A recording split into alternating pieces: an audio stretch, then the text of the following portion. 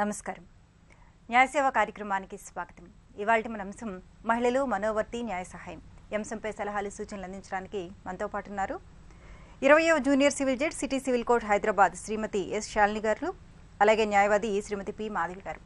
వారిచ్చే విలువైన సలహాలు సూచనలు స్వీకరిద్దాం. జడ్జి గారు, అసలు భరణం అంటే ఏంటి, అది ఎన్ని రకాలుగా పొందొచ్చు? భరణం అంటే మెయింటెనెన్స్ మనకి లాలో అనేక చట్టాల్లో దీని గురించి చెప్పబడి ఉందండి. ముందుగా సెక్షన్ 125 సిఆర్పిసి కింద, అలాగే మనకి Hindu adoption and maintenance act కింద, తర్వాత హిందూ మ్యారేజ్ యాక్ట్ కింద, డొమెస్టిక్ వైలెన్స్ యాక్ట్ కింద, ఇవన్నిటి కింద కూడా మనకి మెయింటెనెన్స్ గురించి ప్రొవిజన్స్ ఉన్నాయి. 125 సిఆర్పిసి కింద ఎవరెవరు మెయింటెనెన్స్ని పొందవచ్చు అని అంటే భార్య, పిల్లలు, తల్లిదండ్రులు, వీళ్ళందరూ కూడా they can apply for maintenance 125 CRPC కింద. అలాగే Hindu adoption and maintenance act కింద కూడా మనకి భార్య can apply for maintenance under Hindu adoption and maintenance act also. Hindu marriage యాక్ట్కి వస్తే కనుక ఇక్కడ ఇద్దరు భార్య మరియు భర్త కూడా క్లెయిమ్ చేయొచ్చండి మెయింటెనెన్స్కి. కొన్ని డిఫరెన్సెస్ ఉన్నాయి, కొన్ని కండిషన్స్ ఉన్నాయి. ఏంటంటే భార్య వచ్చేసి నేను బతకడానికి నా దగ్గర ఉన్న డబ్బులు సరిపోవట్లేదు, నా దగ్గర ఉన్న మీన్స్ సరిపోవట్లేదు అని చూపిస్తే చాలు. ఓకే. కానీ భర్త దగ్గరికి వచ్చేసరికి he should show that aina physically and mentally he is not capable, he is incapable to make a living ani atanu prove cheyagalgite.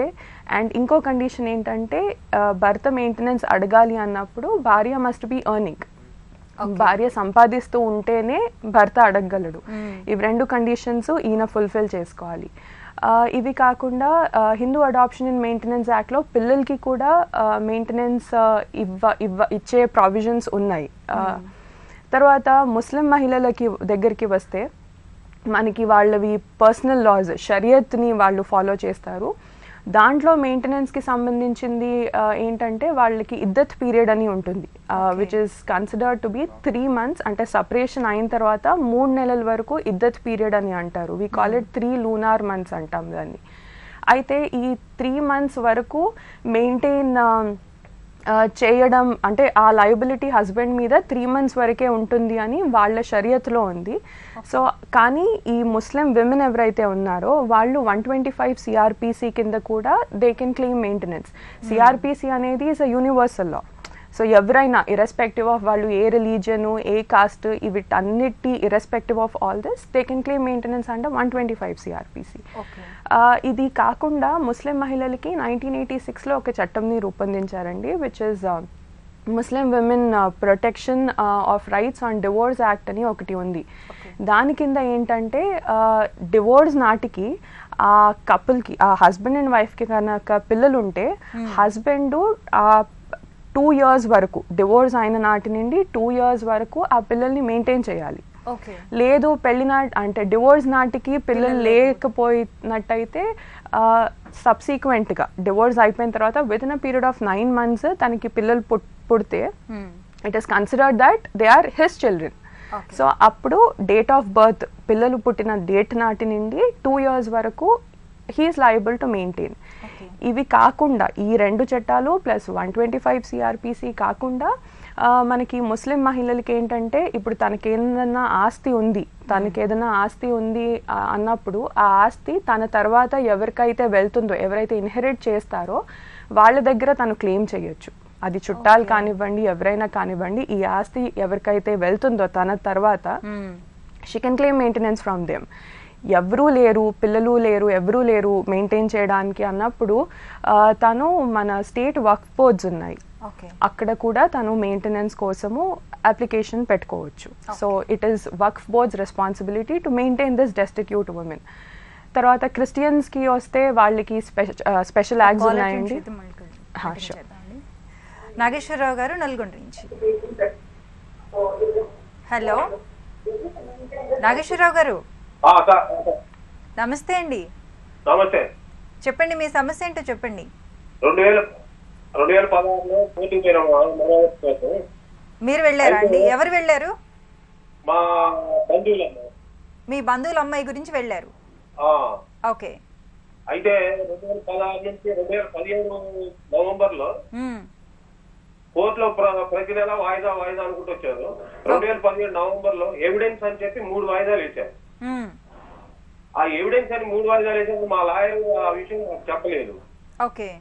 అయితే ఆ ఎవిడెన్స్ అంటే తెలుగులో దాని అర్థం ఏందో మాకు అర్థం కాలేదమ్మా. ఒకసారి ఆ జడ్జి గారు అమ్మ చెప్తారమ్మా. ఓకే. ఓకే. జడ్జి. ఎవిడెన్స్ అంటే ఏం లేదండి. ఇప్పుడు మనము ఒక కోర్టులో ఒక కేసు వేసుకున్నప్పుడు ఇప్పుడు సే ఫర్ ఎగ్జాంపుల్ నేనే కేసు వేశాను. నేను ఒక అతని మీద కేసు వేసినప్పుడు అతను జవాబు చెప్పుకోవాలి కదా, సాక్ష్యాధారాలు, రుజువులు. సో ఏంటంటే ఎవిడెన్స్ అంటే నేను కేసు వేసినప్పుడు నన్ను పిలిపిస్తారు కోర్టుకి, పిలిపించి నా వర్షన్ ఏంటి అన్నది అక్కడ కోర్టులో మనం చెప్పుకోవడానికి ఆపర్చునిటీ ఇస్తారు. సో నాది వినిన తర్వాత అదర్ సైడ్ ఎవరి మీద అయితే నేను వేశానో వాళ్ళని కోర్టుకి పిలిపిస్తారు. సో వాళ్ళ వర్షన్ ఏంటి అన్నది చెప్పుకోవడానికి వాళ్ళకి అవకాశం ఇస్తారు. దీన్ని ఎవిడెన్స్ అంటాం మనము. సో మీకు అంటే ఎవిడెన్స్ అంటే మీకు చెప్పుకోవడానికి మీ వర్జన్ ఏంటి అన్నది చెప్పుకోవడానికి మీకు అవకాశం ఇస్తుంది కోర్టు. అంటే ఇప్పుడు సాక్ష్యానికి వచ్చినట్టుగా ఎవిడెన్స్ అంటే సాక్ష్యాలే అన్నట్టు. సాక్ష్యాలు మా లాయర్ చెప్పకపోవడం వల్ల మేము నష్టపోయాం. అంటే మీరు ఒకటండి, మీరు ఎప్పుడైతే కోర్టులో కేసు వేస్తారో మీరు ఫాలో అప్ చేసుకుంటూ ఉండాలండి. కేసు వేసాం కదా అని చెప్పి వదిలేస్తే అది మీకే నష్టము. సో మనం ఎప్పుడైనా కేసు వేసాము అన్నప్పుడు ఏం జరుగుతోంది, నెక్స్ట్ డేట్ ఎప్పుడు వచ్చింది, వాయిదా ఎప్పుడు ఉంది, ఏ స్టేజ్లో ఉంది, అవన్నీ చూసుకోవాల్సిన బాధ్యత కూడా మన మీదే ఉంది. సో వాళ్ళకి తెలియదు కాబట్టి ఒక్కొక్కసారి లాయర్ కూడా వాళ్ళకి గైడ్ చేయాలి. అంటే మీరు ఇప్పుడు ఆన్లైన్ అయిందండి అంతా, మనకి నెక్స్ట్ అడ్జాయిన్మెంట్ ఎప్పుడు ఉంది, నెక్స్ట్ డేట్ ఎప్పుడు వచ్చింది, అన్ని కూడా మనం ఆన్లైన్ లో చూసుకోవచ్చు. చదువుకొని వాళ్ళు ఉన్నారు అనుకోండి, వాళ్ళకి తెలియదు కదా ఆన్లైన్. అలాంటి సిచ్యువేషన్ లో మనం ఇంకా అడ్వకేట్స్ ని ఇంకా వాళ్ళని అడగాలి, వాళ్ళని నెక్స్ట్ డేట్ ఏముంది, నెక్స్ట్ స్టేజ్ ఏముంది, ఇంకా రిపీటెడ్ గా ఫాలో అప్ చేసుకుంటూ ఉండాలి. మరో కాల్ తీసుకుందాం అండి. కర్నూలు నుంచి జ్యోతి గారు. హలో. హలో మేడం, నమస్తే మేడం. నమస్తే అమ్మా, చెప్పండి మేడం. మా ఫాదర్ కి ఆస్తి ఉంది మేడం. మేము ఆడపిల్లలము 4 మేడం. ఓకే. మా తమ్ముడు ఒకడు ఉన్నాడు. మాకంతా మ్యారేజ్ అయింది మేడం. ఇప్పుడు అంత ఆస్తి అంతా వాడే తీసుకున్నాడు. మాకు ఆస్తి రావాలంటే మేము ఏం చేయాలి మేడం? ఆ ఆస్తి ఎక్కడి నుంచి వచ్చిందమ్మా? మీ నాన్నగారు? మేడం. ఓకే, పూర్వీకుల నుంచి వచ్చిందా? ఓకే. మీ నాన్నగారు ఇప్పుడు ఉన్నారా? లేదు మేడం, చనిపోయింది. అమ్మ పేరు మీద కూడా ఉంది మేడం. ఓకే. చనిపోయే ముందు ఆయన ఏమన్నా రాశారమ్మా? రాలేదు మేడం, వాళ్ళ పేరు మీదే ఉన్నాయి. ఓకే.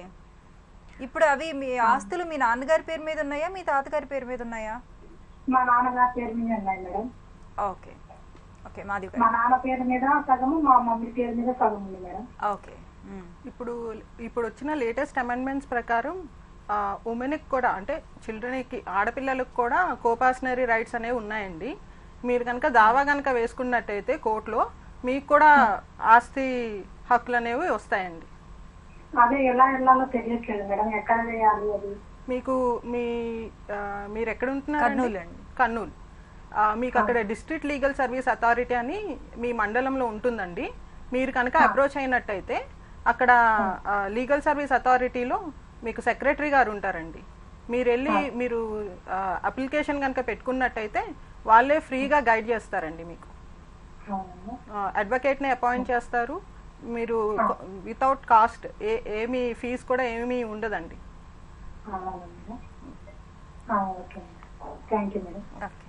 వైజాగ్ నుంచి శ్రావణి గారు. హలో. హలో శ్రావణి గారు, నమస్తే అండి. హలో. హలో శ్రావణి గారు. హలో. ఓకే జడ్జి గారు, ఇంతకుముందు మనం మాట్లాడుకుంటున్నాం స్పెషల్ మ్యారేజ్. తర్వాత క్రిస్టియన్స్కి వచ్చేసి మనకి ఇండియన్ మ్యారేజ్ యాక్ట్ అని ఉందండి. అందులో వాళ్ళకి ప్రొవిజన్స్ ఉన్నాయి మెయింటెనెన్స్ రిలేటెడ్. అలాగే ఇంటర్ కాస్ట్ మ్యారేజ్ చేసుకున్న వాళ్ళు ఉంటారు, వాళ్ళకి కూడా స్పెషల్ మ్యారేజ్ యాక్ట్ వర్తిస్తుంది. సో దాంట్లో మెయింటెనెన్స్కి ప్రొవిజన్స్ ఉన్నాయి. ఇవన్నీ కాకుండా ఒక 2007లో ఒక యాక్ట్ ఇనాక్ట్ చేశారండి, which is maintenance and welfare of parents and senior citizens act అని చెప్పి 2007లో ఒకటి యాక్ట్ వచ్చింది. సారీ, దీంట్లో ఏంటంటే పేరెంట్స్ వాళ్ళ పిల్లల దగ్గర నుంచి మెయింటెనెన్స్ క్లెయిమ్ చేయొచ్చు. ఏజ్ ఏమీ మెన్షన్ చేయలేదు, ఏజ్డ్ పేరెంట్స్ అని ఎక్కడా లేదు. Parent is always a parent, వాళ్ళని చూసుకునే బాధ్యత మనకుంది. సో దాంట్లో ఏజ్ మెన్షన్ చేయలేదు. So every parent has to be maintained irrespective of their age. అంటే చిల్డ్రన్ కేపబుల్గా ఉన్నారు, ఇఫ్ దే ఆర్ మేజర్స్ అన్నప్పుడు they are suppose to maintain their parents. తర్వాత సీనియర్ సిటిజన్స్ అని చెప్పి కూడా మెన్షన్ అయి ఉంది ఆ యాక్ట్లో. ఈ సీనియర్ సిటిజన్ కేటగిరీలో ఎవరు వస్తారు? హలో శ్రావణి గారు. హలో, నమస్తే అండి. నమస్తే అండి, చెప్పండి. ఏం లేదండి, మా బ్రదర్ ఉన్నారండి, మ్యారేజ్ అయ్యి 2 years అయింది. ఓకే. ఆ అమ్మాయి ఏమో 6 months అవుతుందండి, వెళ్ళిపోయింది వాళ్ళ ఇంటికి. అంటే ఇప్పుడు అబ్బాయితో ఉండను అంటుంది అనమాట. అమ్మాయికి పెళ్లి నాకు ఇష్టం లేదు, నాకు అబ్బాయి ఇష్టం లేదు, ఉండను అని చెప్తుందండి. ఓకే. అబ్బాయి నచ్చలేదు, ఉండను అంటే సరే ఇంకా నలుగురిలో కూర్చొని సెటిల్మెంట్ లా చేస్తారు కదండి పెద్దల మధ్య, పెళ్లి పెద్దల పైన. ఆ సెటిల్మెంట్ కోసం కూర్చున్నారండి. కూర్చుంటే ఇంకా అమ్మాయి రాననేస్తుంది కాపురానికి. రాననేస్తే వీడు సరే చెప్పి సంతకం పెడతాను అన్నాడు. వాళ్ళేమో డబ్బులు ఒక 20 lakhs డిమాండ్ చేస్తున్నారండి. ఓకే. ఆ పిల్లలు అవేమీ లేరు ఇంకా. ఓకే, అంటే కట్నం ఏమైనా ఇచ్చారమ్మా వాళ్ళు? కట్న కానుకలు ఏమైనా ఇచ్చారా? కట్నం ఏమి ఇవ్వలేదండి. ఓకే, కట్నం ఇవ్వలేదు. కట్నం ఇవ్వలేదు. పెళ్లి టైంలో అంటే పెళ్లి ఖర్చులకి పెళ్లి ఒక 10 lakhs ఇచ్చారండి వాళ్ళు. ఇచ్చి పెళ్లేమో తమ్ముడు చేసుకున్నాడు అనమాట. పెళ్లికి అసలు రూపాయి కూడా ఇవ్వలేదు. అందుకే వీళ్ళు పెద్ద మనుషులు ఏమన్నారంటే 10 lakhs ఇచ్చారు కనుక పెళ్లి ఖర్చులు సగం సగం ఉంటాయండి మా సైడు. ఓకే. సో అమ్మాయి వాళ్ళు పెళ్లి ఖర్చులకు రూపాయి కూడా ఇవ్వలేదు కనుక ఆ 10 lakhsలోని సగము 5 lakhs ఉంచేసి 5 lakhs తిరిగి ఇచ్చామంటున్నారండి. వాడు ఇచ్చేస్తాను అంటున్నాడండి. వాళ్ళేమో లేదు 20 lakhs ఇవ్వండి, మా అమ్మాయికి వేరే పెళ్లి చేయాలి కదా అని డిమాండ్ చేస్తున్నారండి. అందుకే మాధవి గారు 10 lakhs 6 months అయింది మ్యారేజ్ అయ్యి. సో వీళ్ళు 10 lakhs ఇస్తా ఉంటుంటే వాళ్ళు 20 lakhs డిమాండ్ చేస్తున్నారు. ఓకే. మీరు ఎక్కడ ఉంటున్నారండి? మీరు వైజాగ్లో. మీరు డైవర్స్కి డిమాండ్ ఆఫ్ డౌరీ కాబట్టి మీరు కోర్టుకి వెళ్ళి, వీళ్ళు అబ్బాయి తరపు వాళ్ళు కదండి, సో అమ్మాయి వాళ్ళు 20 lakhs డిమాండ్ చేస్తున్నారు. Okay, 20 lakhs. సో ఈ అబ్బాయి తరపు వాళ్ళు ఇప్పుడు ఏం చేయాలంటారు? వాళ్ళు అంటే వాళ్ళకి 20 lakhs ఇచ్చే ఉద్దేశం లేదనుకుంటాను. ఓకే. డిమాండ్ చేస్తున్నప్పుడు మీరు కోర్టుకి వెళ్ళి మీరు పిటిషన్ వేయండి. అంటే డిమాండ్ డౌరీ డిమాండ్ అబ్బాయి వాళ్ళు చేస్తున్నారు. అబ్బాయి వాళ్ళు ఇవ్వడానికి ఇష్టపడట్లేదు. 20 lakhs డిమాండ్ చేస్తున్నారు అమ్మాయి వాళ్ళు. ఓకే. సో వీళ్ళకి మాత్రం ఇవ్వడానికి ఇష్టం లేదు. మీరు డైవర్స్ పిటిషన్ వేయండి కోర్టుకి వెళ్ళి. డైవర్స్ పిటిషన్లో మీరు మెన్షన్ చేయండి ఇలా మీరు కోర్టులో పిటిషన్ వేసినప్పుడు మీకు కౌన్సిలింగ్కి పిలిపిస్తారండి. కౌన్సిలింగ్కి పిలిపించినప్పుడు మీరు కౌన్సిలింగ్లో చెప్తారండి, మీకు కూర్చోబెట్టి మాట్లాడతారు టర్మ్స్ అండ్ కండిషన్స్ అన్నీ. ఒకసారి అక్కడ మీకు కౌన్సిలింగ్లో మీడియేషన్లో మీకు ప్రాబ్లమ్ సాల్వ్ అయ్యే అవకాశం ఉందండి. ఓకే. జడ్జ్ గారు ఇలాంటి పరిస్థితులు ఒకటండి ఇక్కడ, బికాజ్ తను అమ్మాయి వాళ్ళు అడుగుతున్నారు అని అంటే ఈ అబ్బాయి కూడా రెడీగా ఉన్నట్టుగానే అనిపిస్తుంది. సో బేసిక్గా కోర్ట్స్ ఎప్పుడూ కూడా డివోర్స్ని సపోర్ట్ చేయవు, ఎంకరేజ్ చేయవు. ఎప్పుడైనా డివోర్స్ వచ్చినప్పుడు అంటే లాస్ట్ వరకు కూడా వీ ట్రై టు రిజాల్వ్. ఇంకా అది ఇంకా అసలు ప్యాచప్ అవ్వదు, ఇట్స్ ఇంకా అవుట్ ఆఫ్ కష్టము అన్నప్పుడు అప్పుడు డివోర్స్ ని గ్రాంట్ చేస్తాము. పెళ్ళయి 6 months అయింది అంటున్నారు కాబట్టి జనరల్ గా డివోర్స్ కి 1 year చూస్తారండి. 1 year ఆఫ్ మ్యారేజ్ తర్వాతే you're suppose to file a divorce petition in the court. కానీ ఎన్ని ఇయర్స్ అవుతుందండి? 2 years. అయితే ఇక్కడ ఇద్దరు కన్సెంట్ ఉంది కాబట్టి మ్యూచువల్ కన్సెంట్ కింద మీరు డివోర్స్ కి అప్లై చేయొచ్చండి కోర్టులో. అబ్బాయి అమ్మాయిని రమ్మంటున్నాడండి కాపురానికి, అమ్మాయి ఇష్టం లేదు రాననేస్తుందండి. మరి అబ్బాయి రెడీగా ఉన్నాడా డివోర్స్ ఇవ్వడానికి? అమ్మాయి ఇంక రాను అబ్బాయి అనేసి రెడీగా అమ్మాయి రాను అనేస్తుందండి. రాను అనేస్తే సరే ఇంకా మరి రాను అంటే ఇంకేం చేస్తాం, పెద్ద మనుషులు ఇచ్చేయమంటే ఇచ్చేస్తాను అన్నాడండి. ఒకటండి, కోర్టులో కేస్ ఫైల్ అంటే ఒకవేళ అంటే ఇప్పుడు మీరు ఎలాగో పెద్ద మనుషులతోని సెటిల్మెంట్ చేయడానికి ట్రై చేశారు, అది కూడా వర్కౌట్ అవ్వట్లేదు అంటున్నారు కాబట్టి కోర్టులో పెటిషన్ వేయండి. ఒకవేళ ఇద్దరు అబ్బాయి కూడా ఇంకా సరే తను రానంటోంది కదా అని అనుకుంటే మ్యూచువల్ కన్సెంట్ కింద వేసుకోవచ్చు. లేదు నాకు కావాలి అమ్మాయి, నేను తనతోనే ఉంటాను అని అంటే then in that case maybe at side నుంచి ఏమన్నా they would take a step forward. అబ్బాయి కెన్ ఫైట్. లేదు అంటే ఒకసారి పిలిచి జనరల్ గా ఎలా ఉంటుందంటే ఒకవేళ తను డివోర్స్ కి అప్లై చేసినా కానీ ఇద్దరిని కూర్చోబెట్టి మాట్లాడతారు. కోర్టులో కూడా జడ్జి గారు ఎవరున్నా కానీ వాళ్ళిద్దరు సెటిల్ చేయడానికే ట్రై చేస్తారు. ఎన్నో సిరీస్ ఆఫ్ కౌన్సిలింగ్ సెషన్స్ అవుతాయి వాళ్ళకి. సో అప్పుడు ఏమన్నా చేంజ్ వస్తుందేమో, ఛాన్స్ వస్తుందేమో. లేదు ఇద్దరు మ్యూచువల్ గా ఉన్నారు అంటే మ్యూచువల్ కన్సెంట్ పెటిషన్ వేసుకోవచ్చు. డబ్బులు డిమాండ్ చేస్తున్నారు మేడం, 20 lakhs ఇవ్వాలంటారండి. 20 lakhs అది మీరు ఇన్ కేస్ మీరు కోర్టులో ఫైల్ చేసుకున్నప్పుడు ఎలా ఉంటుందంటే వాళ్ళు చెప్తారు మాకు పెళ్లికి ఇంత ఖర్చు అయింది అని చెప్పి వాళ్ళు అంతా డీటెయిల్స్ ఇస్తారు. ఇచ్చిన వాళ్ళు చేయలేదు మేడం, వీళ్ళే తమ్ముడు చేసుకున్నాడండి. 1 రూపాయి కూడా వాళ్ళకి పెట్టలేదు, పెళ్లి తమ్ముడు చేసుకున్నాడు. ఓకే, అది ఇంకా ఫైనల్ జడ్జ్మెంట్ మీద బేస్ అయి ఉంటుందండి. బికాజ్ ఇండివిజువల్ కేసెస్ కదా, so it depends on the final judgment. Okay madam. Kurnool నుంచి రుక్మానంద్ రెడ్డి గారు. హలో. హలో, నమస్తే అండి, చెప్పండి. హలో. హలో, వినిపిస్తుందండి, మీ సమస్య ఏంటో చెప్పండి. Hello madam, from Kurnool. Okay, వినిపిస్తుంది. Yeah, I want to talk to madam. Madam, my aunt is a second wife, and before that, first wife was passed away from my uncle. And in that second marriage, my aunt has signed that most of the property belongs. Will be going to first wife children. And now we are not able to get we got only bit of portion. Then can we get back 50%? First wife has 2 children. And my aunt has only 1 child. రుక్మానంద్ Reddy గారు, మీ voice మధ్య మధ్యలో break అవుతుంది. మీరు marriage అయ్యాక అంటే మళ్ళీ divorce ఇవ్వకుండా మళ్ళీ చేసుకున్నారా? చనిపోయినట్టున్నారు. చనిపోయారా? లేదు madam, this relates to my aunt. My aunt is a second wife to my uncle, but my uncle. Okay. అంటే my uncle first wife is passed away, and after passing away, my aunt has signed that most of the property will be going to first wife children. Okay. That's what my uncle made us to sign that file. So first wife వాళ్ళ పిల్లలకి రాసుకున్నారు, ఆవిడ ఆస్తులేని అవన్నీ కూడాను? First wife this is my uncle's properties. Okay. But now we are trying to get back 50% to first wife and second wife. Is it possible? అవన్నీ మీకు తెలుగు వస్తుందా అండి? వస్తుంది మేడం. అవన్నీ ఏదైతే రాసుకున్నారు, సెకండ్ వైఫ్ తోని రాయించుకున్నారు అన్నారో అవన్నీ చెల్లవండి. బికాజ్ ఫస్ట్ వైఫ్ కి పిల్లలు ఉన్నారు, సెకండ్ వైఫ్ కి కూడా పిల్లలు ఉన్నారు కదా. అయితే పిల్లలు అంటే ఫస్ట్ వైఫ్ పిల్లలు, సెకండ్ వైఫ్ పిల్లలు ఇద్దరికి కూడా తండ్రి ప్రాపర్టీలో హక్కు ఉంటుందండి. కోర్టుకి వచ్చినప్పుడు ఇవన్నీ ఈ ఏవైతే మీరు రాసుకున్నామన్నారో అవన్నీ చెల్లవు.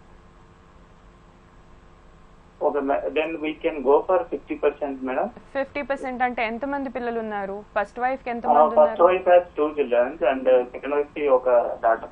అందరికి ఈక్వల్ షేర్ వస్తుందండి, అంటే 3 shares వస్తాయి. Okay, I mean that what ever signed petition చెల్లదా మేడం? చెల్లదు. ఇప్పుడు మీ అంకుల్ ఉన్నారా అండి? లేదు మేడం, ఆయన కూడా చనిపోయారు. ఓకే.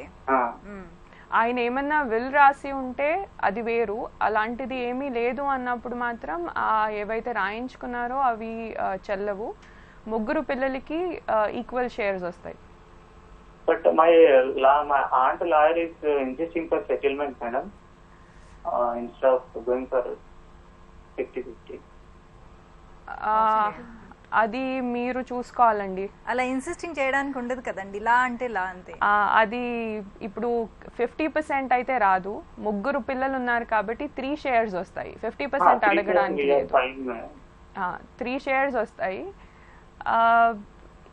అడ్వకేట్ ఇన్సిస్ట్ చేస్తున్నాడు అంటే అది కరెక్ట్ కాదు బేసిక్గా.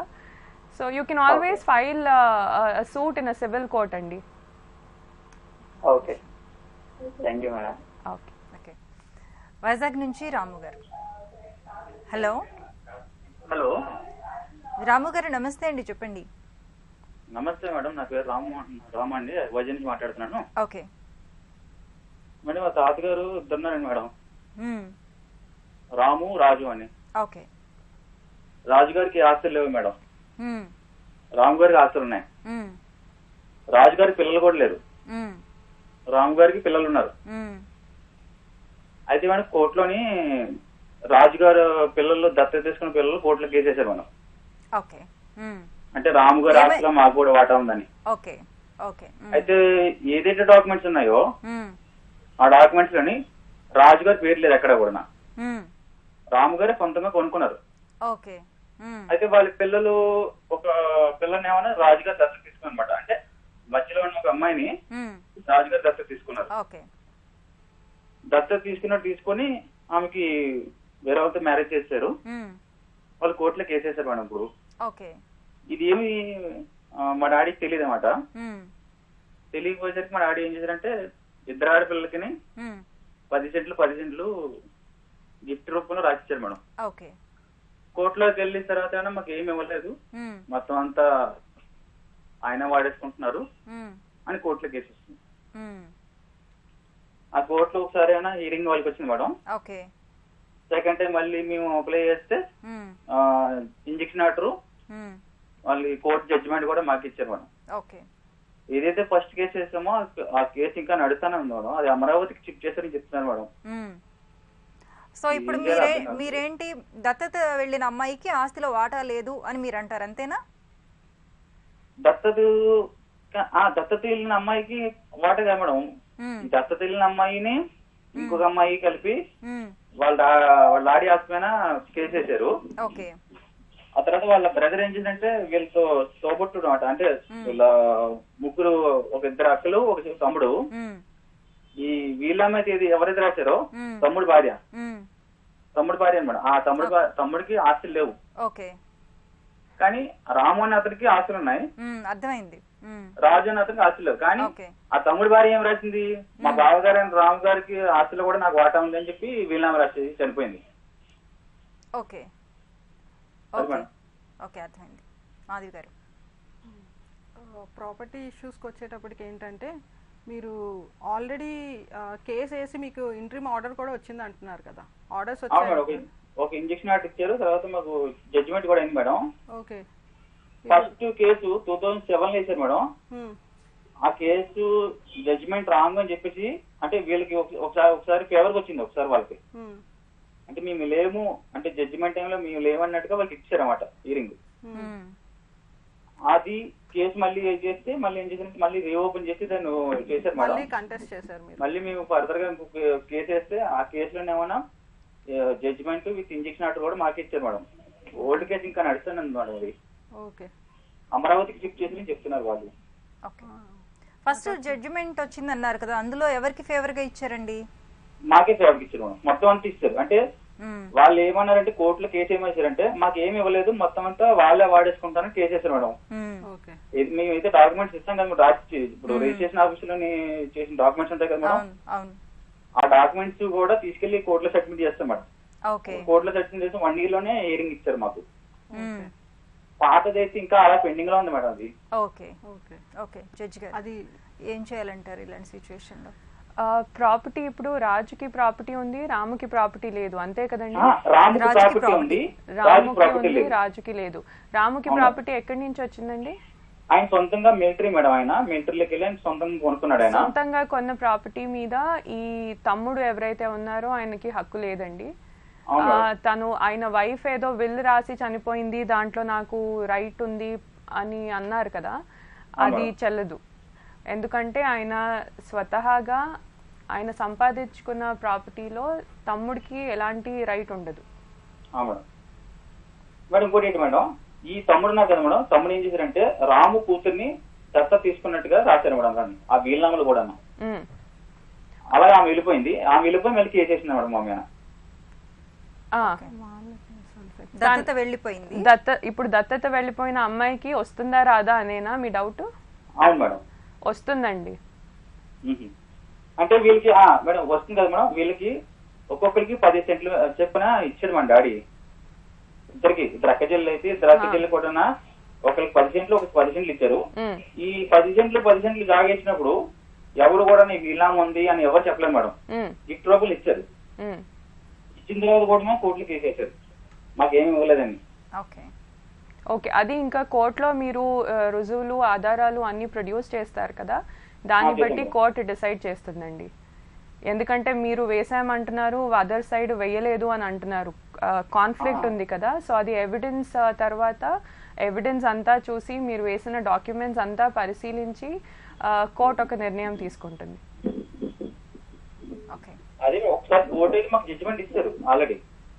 ఓకే, అంటే మీకు జడ్జ్మెంట్ ఇచ్చారు, మళ్ళీ వాళ్ళు అపీల్కి వెళ్ళారా అంటున్నారు? ఏదైతే పాత కేసు ఉందో ఓల్డ్ కేసు ఆ ఓల్డ్ కేసు 2007 కేసు ఇంకా నడుస్తూనే ఉంటుంది. అదే అందులో వాళ్ళు కోర్టు వాళ్ళు ఎవిడెన్స్ తీసుకుంటారండి. ఆ పాత కేసు ఏదైతే ఉందో అందులో కూడా ఎవిడెన్స్ తీసుకొని సాక్ష్యాధారాలని బట్టి ఒక డెసిషన్కి వస్తుంది కోర్టు. మేడం వీళ్ళు గిఫ్ట్ రూపాయలు ఇచ్చారు కదా మేడం, ఎవరు మా డాడీ ఇచ్చారు, అంటే వాళ్ళ కొడుకు, ఆయన తండ్రి రాయలేదు, చనిపోయాడు, చిన్నప్పుడు చనిపోయాడు, పిల్లలు చిన్న పిల్లలు ఉన్నప్పుడు చనిపోయారు. ఓకే, అంటే వీళ్ళ తమ్ముడు ఏం చేశారంటే అక్కలుగా కదా సొంత అక్కలు కదా అని 10 సెంట్లు రాయిచ్చాడు. కానీ వీళ్ళు ఏం చేశారు, మాకు ఇవ్వలేదు అంటే ఇచ్చిన దాన్ని వెంటనే అమ్మేసుకున్నారు మేడం. వీళ్ళు ఇచ్చిన డాక్యుమెంట్ మీ దగ్గర ఏమన్నా ఉందా? ఉంది మేడం, ఇద్దరికి ఇచ్చింది కూడా అది వేయండి కోర్టులో. డాక్యుమెంట్స్ ఉన్నాయి, ఆ ఒరిజినల్ నకలు తీసుకొని కోర్టులో సబ్మిట్ చేస్తాం మేడం. వేశారు కదా కోర్టులో? వేసాం మేడం, వేసాం. ఓకే, అంటే ఇలాగిచ్చిన తర్వాత కూడా వీళ్ళు ఏమన్నా గెలిచే ఛాన్సెస్ ఉన్నాయని అడుగుతున్నా. ఇప్పుడు ప్రాపర్టీ ఎంత ఉందండి? 10 సెంట్లు ఇచ్చారంటున్నారు. అది కాకుండా 1 ఎకరం మేడం, 1 ఎకరం అంటే 100 సెంట్లు. 1 ఎకరం ఉంది, 1 ఎకరం అంటే 100 సెంట్లు ఇక్కడ వైజాగ్ లో ప్రకారం. ఓకే, సో ఆల్రెడీ ఇచ్చిన డాక్యుమెంట్స్ ఉన్నాయి కాబట్టి అవి కోర్టులో వేయండి. అంటే ఏం సూట్ ఏముంది, అది పార్టిషన్ సూట్ వేశారా లేదా ఇంజంక్షన్ కి వేశారా, దేనికి వేశారు? హలో, కాల్ కట్ అయినట్టుందండి. Okay okay, thank you so much అండి. నెక్స్ట్ వీక్ మళ్ళీ కలుద్దాం. ఇప్పటి వరకు మనం మహిళలు మనవర్తి న్యాయ సహాయం అంశంపై సలహాలు సూచనలు స్వీకరించాం. వచ్చే శనివారం 9:30 న్యాయ సేవా కార్యక్రమంలో మళ్ళీ కలుసుకుందాం. అంతవరకు సెలవు, నమస్కారం.